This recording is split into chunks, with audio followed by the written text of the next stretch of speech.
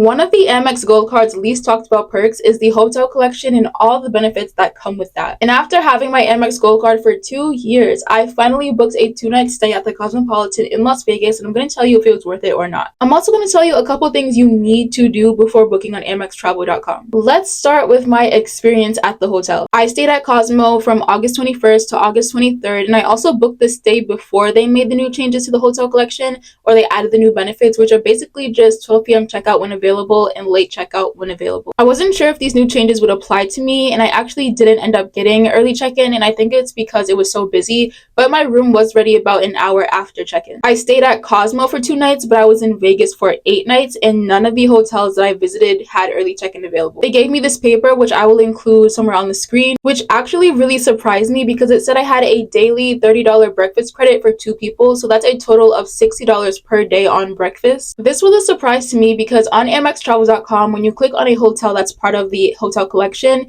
it has a list of all the benefits that you get at that hotel. Some hotels will have a breakfast icon on the banner and some will not, and Cosmo did not. So it was a really pleasant surprise. The letter also stated that I'm eligible for a room upgrade when available, and that leads me to one point that I feel like is really necessary to discuss. It might be a reason why some people just will not benefit from the hotel collection. I consider August to be a busy travel time. People aren't back at work or school yet. It's the end of August, but it's still summer. There's lots of last minute vacations. And if you are someone who can only travel during peak travel time, so I consider that to be about June through August, then I think your chances of receiving complimentary upgrades, complimentary early check-in, late checkout are extremely slim, especially if you are visiting popular travel destinations like Vegas. Sometimes when you book on AmexTravel.com, you are paying more for the hotel because the nightly rate is just increased. I think they do that so that you can pay for the benefits that they say you're getting for free, but sometimes, like in my case, I was able to book the Cosmo for the same exact rate that was on the website,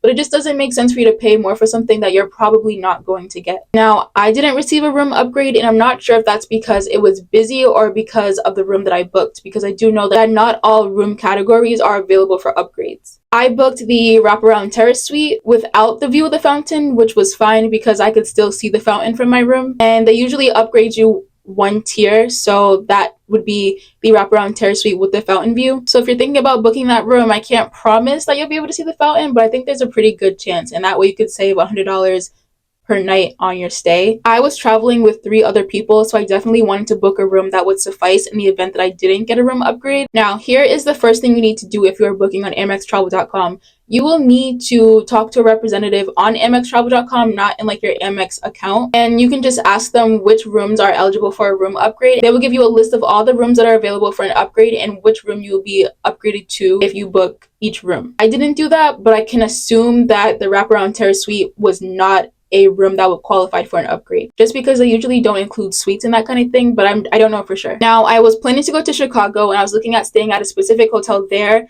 and it was in the hotel collection, and so I called them because I was gonna book a standard room and seeing what like my chances were of being upgraded to a suite. That was before I chatted with the Amex rep who told me it doesn't work like that. I ended up calling the hotel, and they let me know that if I did book a standard room but I did want to upgrade to a suite, they have special pricing for Amex members. So once I got to the hotel, I would be able to upgrade to the suite at a discounted rate than what would be available normally. And then I also made sure to ask the hotel staff what the occupancy rates were, because if the hotel is fully booked, again with it being summer, and I wasn't going to have a good chance of getting an upgrade at check-in, I wanted to know that so that I could just book the correct room before I even get there. Now, using the $60 breakfast credit should have been a simple process. On our first full day there, we decided to go to Eggslut for breakfast, and the hotel system was down, so all the restaurants on property weren't able to charge things to your room, which is what you need to do when using this credit. Now, we learned this after waiting in line at Eggslut for about 25 minutes, and if you've ever been there, you know that line gets crazy and it takes a while to move through. Now, the guy who was taking the orders told me that since the system was down, I could just pay for the food with my card and then bring the receipt downstairs, and that they would be able to give me the credit for it. That didn't sound right to me, so I was like, okay, let me just call them and ask them what they think about that, and then I'll let you know. So I stood on the side, I waited on hold for about 10 to 15 minutes, and once the lady entered the phone, she said, that's not how that works. We cannot honor any receipts. Once you pay for something, we will not be able to give you the credit for it, which is kind of what I figured. It's just so funny that he would advise me to do that. I think to just keep the line moving instead of like trying to actually be helpful. The lady, I think it was concierge, told me that Eggslut would have to call them so that they could put it through manually. So once I got off the phone, I told the guy that was taking the orders. He said, "But didn't you just wait on the phone with them for 10 minutes?" And I was like, "Yeah." He's like, "So then that means I'm going to have to wait on the phone with them for 10 minutes." And I was like, I'm appalled. But I'm like, I don't really know what to tell you because, that's what they said you have to do. And he was like, "Why can't I just give you the receipt? Why can't you just pay for it?" And I said, "They won't honor that." So he has a manager come over to call them. They're not answering the phone.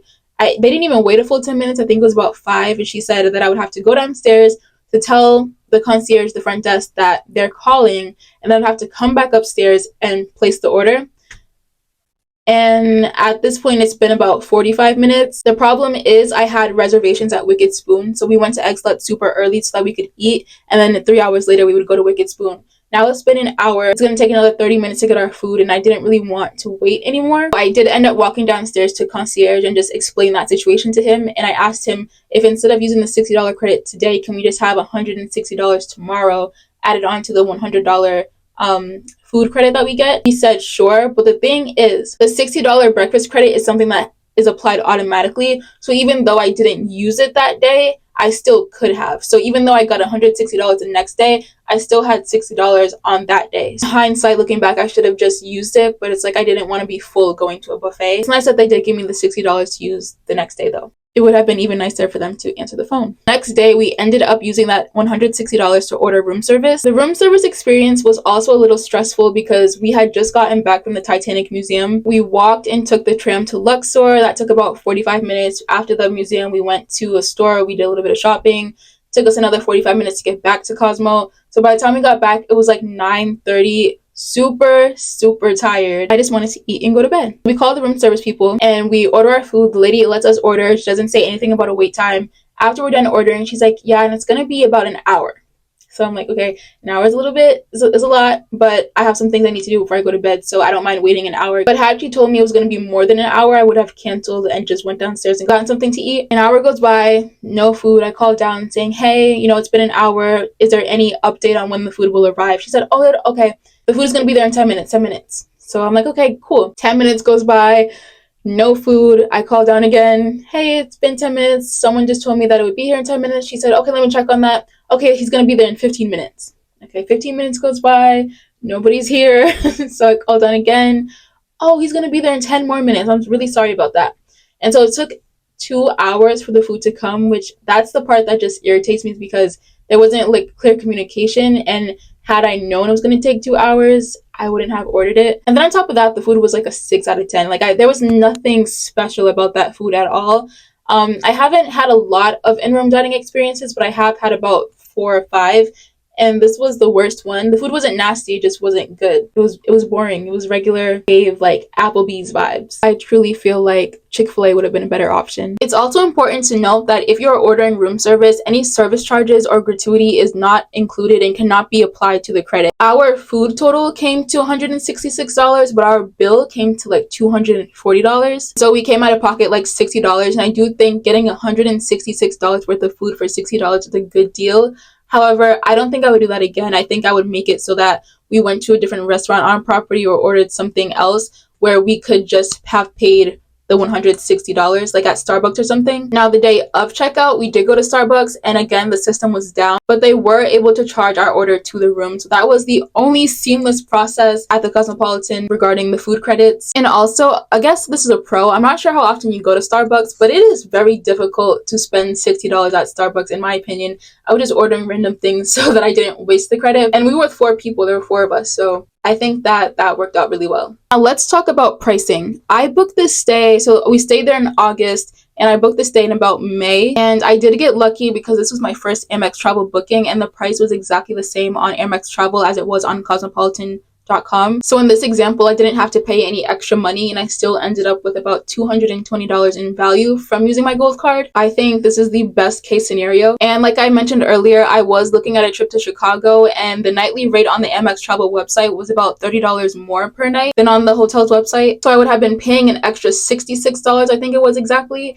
but getting $100 worth of food credits and only ending up with about $40 in value. That hotel does not offer a $60 breakfast credit, which I learned by talking to the Amex rep. However, 3 days after I booked this hotel, they launched a promo. And see, this is why I say once you book a hotel or book a flight or book any type of vacation, your job is not done. I always spin the block. I always circle back to see what else, because people love adding value and offer after you already booked something. So I did spin the block and I saw that they were offering a complimentary breakfast package too. That was an extra $12 in addition to the extra $30 per night that the room was compared to the company's website. I'm not sure if you would think that's a good deal, but I thought it was, because I would probably spend that money on breakfast anyway, or I would spend money trying to get that breakfast delivered to me and all that. So I figured that that would be a good way to save money. And I just assumed that it would be like standard hotel breakfast where you go downstairs in the morning and you can make like waffles, pancakes, eggs, bacon. So I felt like that would have been good value. In situations like this one with Chicago, where the Amex nightly rate is slightly higher than the company's website's nightly rate, I recommend finding out about all the credits you will get, adding it up, and then subtracting that from the price on the company's website if you were to book directly, so that you can find out exactly how much value you are getting. And something else that's important to note is that Amex does offer price matches, but they do not offer price matches for hotels in the Fine Hotel and Resorts collection or the hotel collection. Overall, I would book through the Amex travel portal again. I would just be very clear on how much money I'm actually saving. That's it for this video. Thank you guys so much for watching, and I will see you in the next one.